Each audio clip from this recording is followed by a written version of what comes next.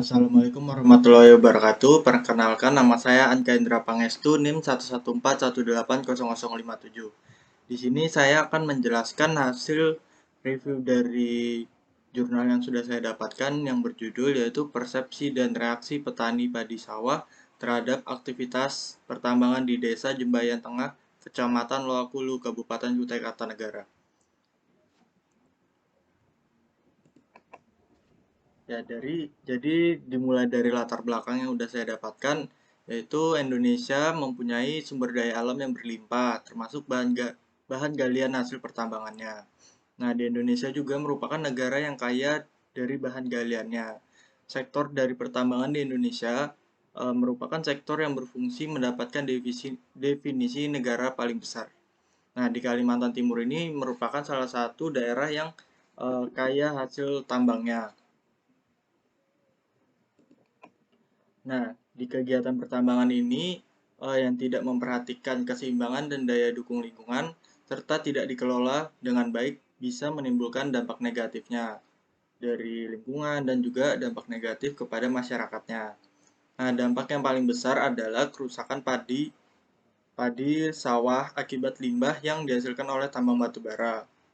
Nah, limbah yang dihasilkan dari tambang batu bara itu biasanya larut terbawa arus sungai dan akhirnya mencemari lahan-lahan pertanian milik para petani di sekitar. Daerah penelitian ini berada di daerah Loakulu. Nah, daerah Loakulu ini sendiri adalah salah satu kecamatan di wilayah Kabupaten Kutai Kartanegara yang terletak pada posisi antara 166029 BT sampai 117003 BT dan 0026 lintang selatan sampai 0054 lintang selatan.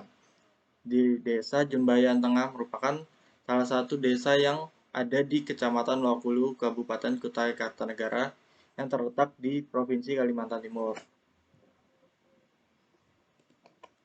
Nah, tujuannya dari penelitian ini sendiri yang pertama adalah eh, persepsi dari petani padi sawah di Desa Jembayan Tengah, Kecamatan Lokulu akibat aktivitas pertambangannya. Yang kedua yaitu reaksi petani padi sawah di Desa Jembayan Tengah, Kecamatan Lokulu terhadap aktivitas pertambangannya juga.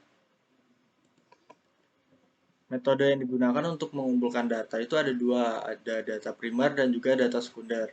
Yang data primer itu sendiri diperoleh melalui pengamatan langsung ke lapangan dan mengadakan wawancara langsung dengan responden menggunakan daftar pertanyaan yang telah disediakan oleh peneliti. Nah, sedangkan untuk yang data sekunder itu sendiri diperoleh dari studi kepustakaan dari pihak lainnya yang ada hubungannya dengan penelitian ini sendiri.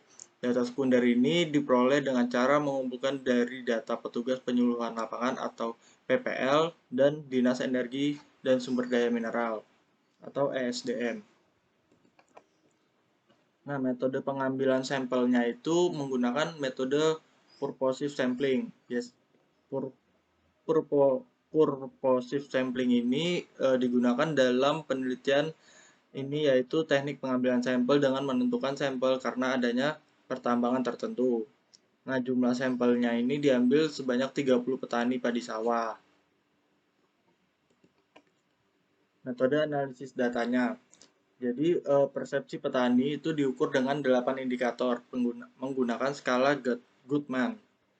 Skalanya ini mempunyai ciri penting, yaitu merupakan skala kumulatif dan mengukur satu dimensi saja dari variabel yang multidimensi. Sehingga skala ini juga termasuk mempunyai sifat unidimensional.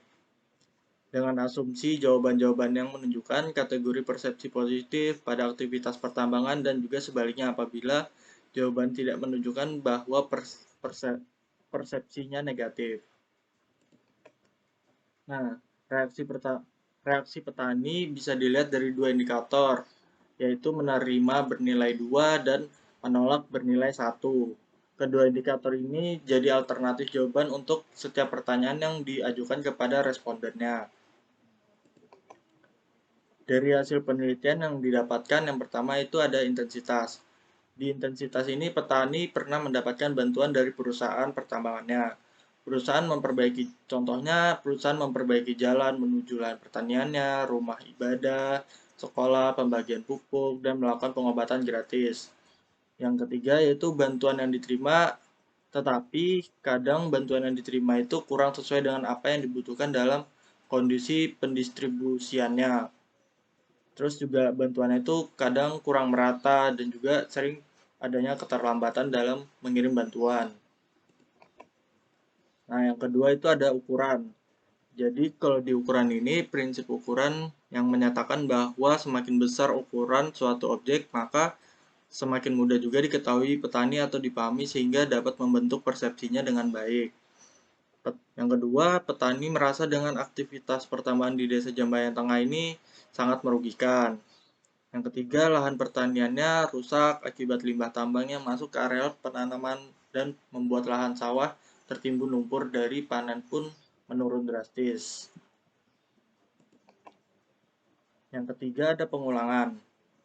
Di prinsip ini menyatakan bahwa stimulasi dari luar yang diulang akan memberikan perhatian yang lebih besar dibandingkan dengan yang sekali dilihat dan dapat mempengaruhi persepsi seseorang. Yang kedua adalah pihak perusahaan tidak pernah mengadakan penyuluhan pada petani yang ada di Desa Jembayan Tengah. Petani ini tidak pernah mendapatkan pemberitahuan tentang program-program yang akan dilaksanakan oleh pihak dari perusahaan atau karyawan perusahaannya. Yang keempat itu ada gerakan. Di gerakan ini dibagi menjadi 3 persepsi. Jadi yang pertama itu persepsi timbul dari proses pendirian suatu objek dan objek yang bergerak akan lebih menarik perhatian seseorang dibandingkan dengan objek yang diam saja. Tidak ada gerakan dari perusahaan untuk mendengar keluh kesah petani. Pihak perusahaan juga tidak pernah mengadakan hubungan kerja dengan petani. Nah, yang kelima itu ada kepribadian. Kepribadian ini yang pertama itu ada intensitas pemberian bantuan oleh pihak perusahaan tambang batubara perlu ditingkatkan lebih dan juga bantuan tersebut harus merata dalam pendistribusiannya untuk dapat mensejahterakan para petani. Yang kedua itu ada perlu adanya pendekatan secara personal dari pihak perusahaan yang harus ditingkatkan ke petani dalam menyampaikan program-program oleh pihak perusahaan untuk masyarakat petaninya. Sarannya yaitu yang pertama, sebaiknya perusahaan tambang batubara dapat memperhatikan lahan pertanian yang terkena dampak langsung limbah lumpur dari aktivitas pertambangan yang dapat mengganggu mata pencarian petani sehingga dapat merubah pola pikir masyarakat dari negatif menjadi positif. Yang kedua yaitu perusahaan tambang batubara agar dapat mendengar dan menerima aspirasi petani sehingga petani dapat menerima aktivitas pertambangannya. Dari hasil review saya, saran dari saya sendiri yaitu para perusahaan pertambangan bisa melakukan sosialisasi lebih kepada masyarakat sekitar lahan pertambangannya agar para masyarakat bisa berpikir positif bahwa pertambangan ini memiliki dampak positifnya juga. Jadi para masyarakat tidak hanya menilai dari sisi negatifnya. Contohnya seperti para karyawan pertambangan atau CSR dari pertambangan bisa melakukan bantuan lebih dan juga merata kepada masyarakat-masyarakatnya seperti membangun jalan dengan baik, memberi bantuan konsumsi makanan, memberi pakaian bersih, mengadakan suatu sosialisasi belajar bersama agar para petani maupun masyarakat sekitar tidak hanya melihat sisi buruknya dari dampak pertambangan ini saja. Mungkin sekian dari saya, Anchendra Pangestu, NIM 114180057. Jika ada salah-salah kata mohon dimaafkan. Wassalamualaikum warahmatullahi wabarakatuh.